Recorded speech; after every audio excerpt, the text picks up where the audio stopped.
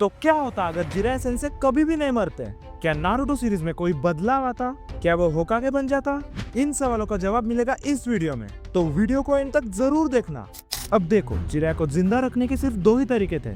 पहला, लॉर्ड फुकासाको उसे forcefully reverse समन कर देते उसी वक्त जब वो उस बैरियर के अंदर था, और दूसरा, नागाटो उसे रीने रिबर्थ से वापस लाता। पहला ऑप्शन काफी बढ़िया लगता है, बट अगर वो रिवर्स समन भी हो जाता तो भी ज्यादा कुछ बदलता नहीं, क्योंकि उस वक्त उसका हाथ जा चुका था। और हाँ, वो नारुतो को सेज जुत्सु सिखाता तो जरूर, लेकिन उसे पेन के 6 पार्ट्स का कंप्लीट नॉलेज नहीं मिलता। तो most likely even with sage mode Naruto वो फाइट हार ही जाता।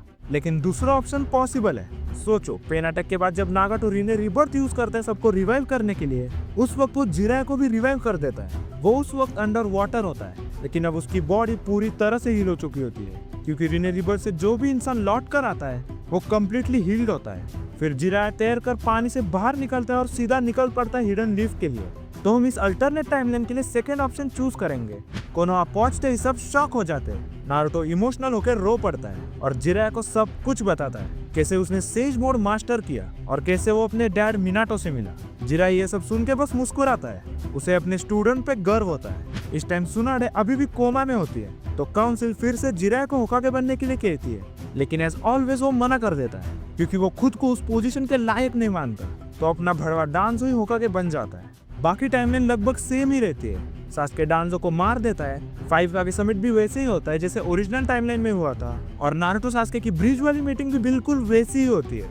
लेकिन जब सुनाडे फाइनली जागती है, उसके सामने जिराय का खड़ा होता है, जिराय खड़ा होता है, और वो उसे देख के बहुत इमोशनल हो जाती है। बाद में वो हाशिरामा सेल्स की टेक्नोलॉजी यूज करके जिराय के हाथ वापस ला देती है। उसके बाद जब नारुतो केसीए मोड मास्टर करने जाता है, तो जिराय भी उसके साथ होता है along with Yamato and guy.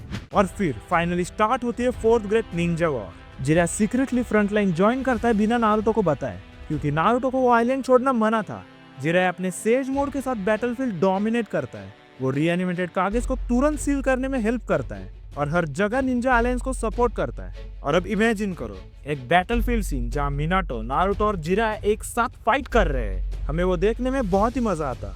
War का रिजल्ट ऑलमोस्ट सेम ही रहता है। मदारा खुद पे रीने रिबर्थ यूज करता और उसके बाद इन्फिनिट सुकियोमी कास्ट कर देता। सब एक ड्रीम वर्ल्ड में चले जाते, इंक्लूडिंग जिराय सेंसेई। टीम 7 मिलकर कागुया को हराती। नारुतो और सास्के का फाइनल बैटल होता, एंड फाइनली वॉर खत्म हो जाता। अब आता है सबसे होलसम पार्ट। जिराय वॉर के बाद भी जिंदा रहता है। वो नारुतो के शादी में होता उसके गॉड फादर के रूप में। वो अपनी मेकआउट सीरीज कंटिन्यू करता, और हाँ, रिसर्च के नाम पे अभी भी बात हाउस जाते रहता। जैसे कहते हैं, once a pervert always a pervert. लेकिन सबसे इमोशनल मोमेंट तब आता जब वो अपनी आंखों से नारुतो को होकागे बनते देखता। जिराय अगर नहीं मरता तो दुनिया शायद बेटर होती, पर नारुतो की कैरेक्टर ग्रोथ, उसका पेन और मोटिवेशन, वो सब जिराय के जाने के बाद ही पॉसिबल था। तो अगर तुम्हें जानना है कि क्या होता अगर इटाची कभी भी नहीं मरता, तो ये वाला वीडियो जरूर देखना। मैं तुम्हें मिलता हूँ सीधा वही।